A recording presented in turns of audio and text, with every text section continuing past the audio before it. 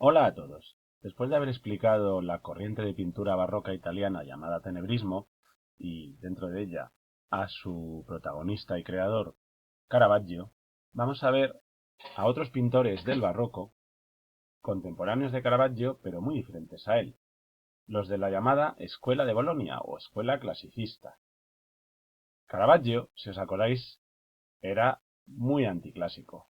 Estos pintores suponen en ese sentido más continuidad respecto al Renacimiento.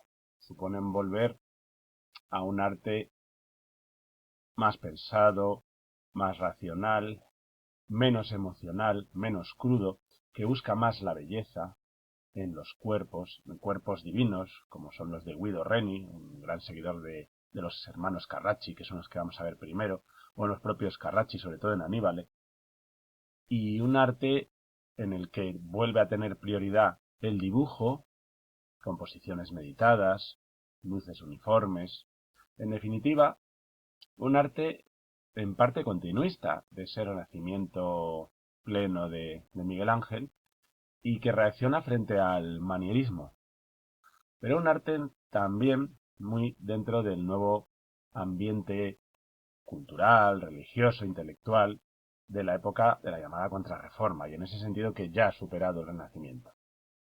Y está mucho más marcado por las luchas religiosas, por la crisis que supone en todos los aspectos el siglo XVII. Bueno, un arte en definitiva que no podemos llamar renacentista. Vamos allá. Esta escuela clasicista se centra en la ciudad de Bolonia y comienza ya a finales del siglo XVI, con una familia, los Carracci, que consta de un primo y dos hermanos, que son Ludovico Carracci y los hermanos Agostino y Aníbal. De todos ellos, el principal, el mejor, es Aníbal, pero el que les formó, un pelín mayor que ellos, es el primo, Ludovico. Agostino fue más destacable como escritor, como tratadista, que como pintor, ya que no tenía grandes dotes. Y el que hizo carrera, el que fue a Roma, el que estuvo protegido de cardenales y tuvo una importante labor como pintor, y el que quedó para la historia, es Aníbal Carracci. Suponen una vuelta a la mitología, pero una mitología que ya tiene que estar al servicio de la religión, tiene que, de alguna manera, ganarse el derecho a ser representada buscando temas que puedan tener paralelismos o que puedan destacar virtudes con los religiosos. Estos pintores, os decía que tienen mucha influencia de los grandes maestros del Renacimiento, fundamentalmente de Miguel Ángel, en cuanto a esos cuerpos hipermusculados, gloriosos, en su mayor belleza y poderío físico, y de Rafael en unos colores equilibrados, en unas luces que no tienen estridencias, que no hay grandes claroscuros, sino que son muy uniformes, en unas composiciones meditadas. En definitiva, son pintores mucho más suaves, suaves en la luz, suaves en el color, suaves en el movimiento, en las composiciones, y mucho más cercanos, os decía, por tanto, al Renacimiento. Vuelven también a la pintura al fresco. Aprenden mucho de Miguel Ángel, sobre todo cuando están en Roma, ¿no?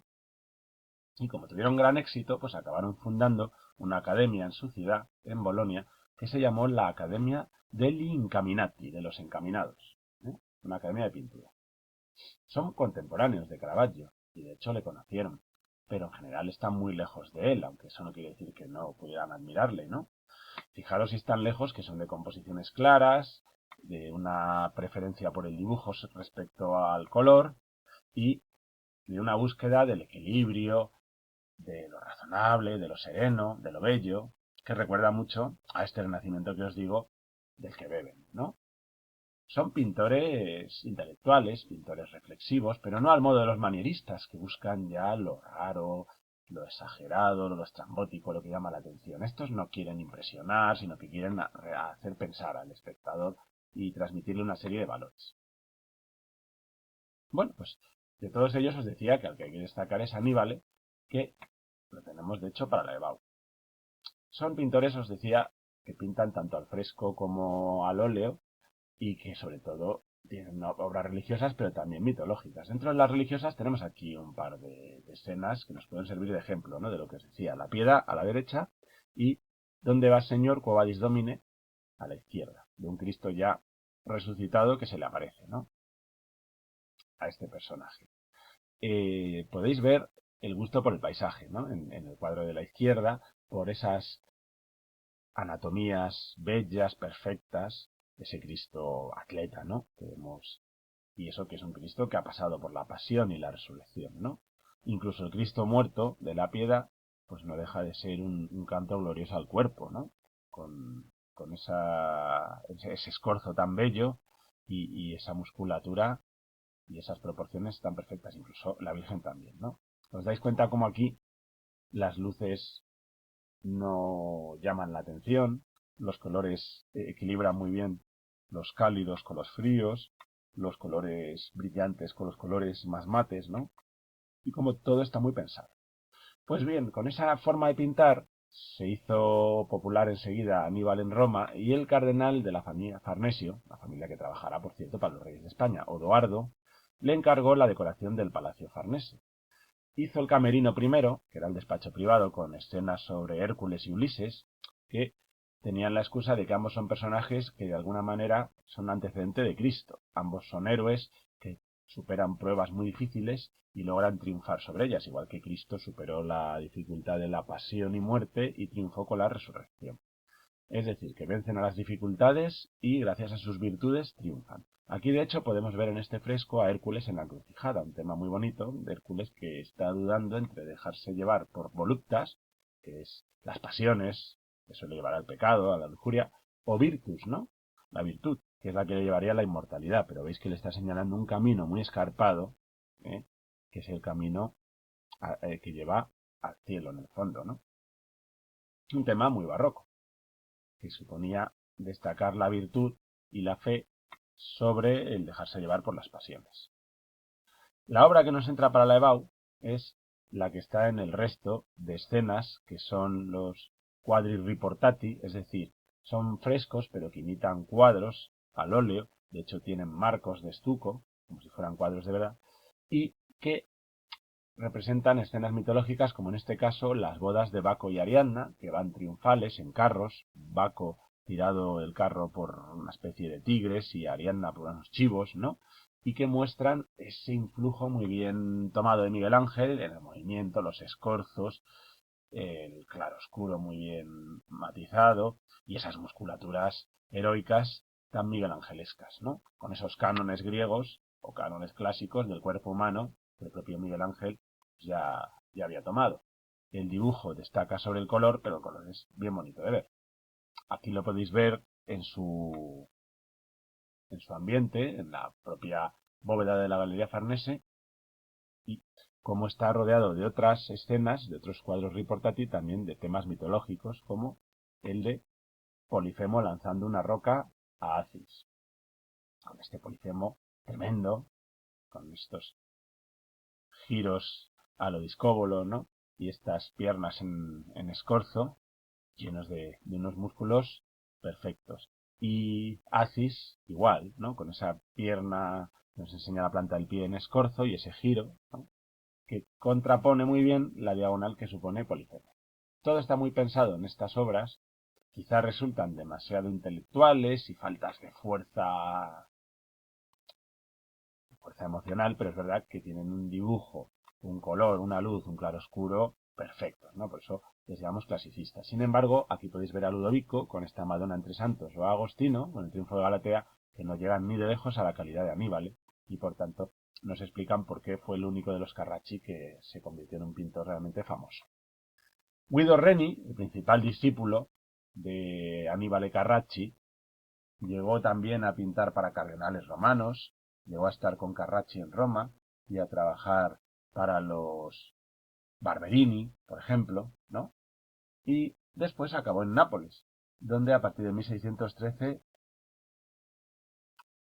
donde residió unos años y a partir de 1613, perdón, pues ya se volvió a Bolonia y estuvo el resto de su vida allí. Guido Reni es más de lo mismo. Aquí podemos ver este tema alegórico, la aurora, ¿no? Con su carro, donde las caras, los cuerpos, el movimiento, los paños mojados, el claroscuro, todo nos lleva a ese afán de perfección y de belleza clásica, pero con la monumentalidad del barroco y con con esa teatralidad y esos temas al servicio de la religión tan típicos del barroco.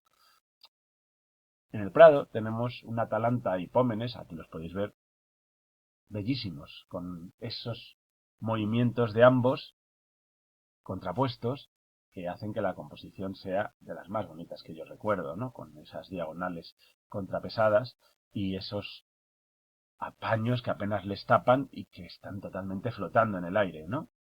Este quizá, aquí lo vemos más oscuro de lo que realmente es por el paso de los años, pues es en el que se puede ver cómo sí que conocía a Caravaggio y sí que le admiró, y cómo a veces pudo tomar un poquito de su tenebrismo, ¿no? Pero sin ser tan exagerado como en el maestro tenebrista. Y para acabar con este breve recorrido por la pintura italiana barroca fuera de Caravaggio, hay que hablar del barroco decorativo, el barroco ya de mediados del siglo XVII, que es el barroco pleno y que es el que decora las bóvedas o cúpulas de iglesias y palacios con pinturas al fresco grandiosas, con auténticos trampantojos que simulan arquitecturas y que están hechas para ver de abajo arriba, de sotto in su, como se decía entonces, y que además contienen normalmente rompimientos de gloria en los que vemos el nombre de Jesús, o la cruz, o al propio Cristo y a Dios Padre y al Espíritu Santo como el triunfo de la fe y de la Iglesia Católica frente a los pecados, a los vicios o a las falsas creencias, ¿no? Dentro de esta época de decoración de palacios e iglesias, pues hay que hablar de Pietro da Cortona, que decora el Palacio Barberini en Roma y el Palacio Pitti en Florencia, como el primer gran pintor de este estilo. Nosotros tenemos en España abundante obra de Luca Giordano, que trabajó en el Escorial y en el Palacio Real, que es otro gran pintor de este estilo, y para la EBAU nos entra la decoración al fresco de la iglesia del Gesù, la iglesia dedicada a la Compañía de Jesús en Roma, que está hecha por Giovanni Battista Galli, apodado Il Baciccio. Vamos a ver estas pinturas decorativas que os decía, que están llenas de escorzos, de movimiento, de un colorido brillante, de esas arquitecturas fingidas en trampantojo. Me dejaba también al padre Andrea Pozzo, ¿no? O sea, que hemos dicho Pietro da Cortona, Luca Giordano, Giovanni Battista Galli, el Baciccio, y Andrea Pozzo, esos cuatro, ¿no? Aquí podemos ver cómo quedaban, ¿no? En la propia bóveda, con ese despliegue de figuras, de detalles, de movimiento, de colorido, que apabulla, ¿no? El Palacio Barberini, con esas tres abejas que son el emblema de la familia, y con ese triunfo de la fe. Ya os decía que aquí el movimiento es desaforado, las decoraciones arquitectónicas son fingidas, los colores son muy brillantes, eso sí, se trata de buscar el equilibrio en ellos, ¿no? Y, y todo está al servicio de la grandiosidad del aparato y de la teatralidad, ¿no? En el Palacio Pitti, pues lo mismo, con el escudo de los Pitti, exactamente lo mismo, ¿no? Y con esos barcos que dan a entender de dónde viene la riqueza de la familia, ¿no? De ese comercio marítimo. Pintan obras relacionadas con la historia clásica, como el rapto de las Sabinas, que les da pie a hacer ese dramatismo y ese movimiento y esos escorzos tan típicos de la época. Y pintan también sobre todo para la orden de los jesuitas. Aquí veis la iglesia de San Ignacio en Roma, con este padre, Andrea Pozzo, que está haciendo un rompimiento de gloria con la subida de San Ignacio a los cielos, ¿no? Se está abriendo la bóveda celeste y está viendo ahí la gloria divina. Aquí podéis ver a San Francisco Javier, uno de los grandes discípulos de San Ignacio, otro insigne jesuita, también hecho santo, lo mismo, en su gloria, ¿no? Subiendo a los cielos rodeado de estos ángeles que están tocando música celestial y de los putti debajo, ¿no? Con las rosas, esos angelitos que casi recuerdan a Eros.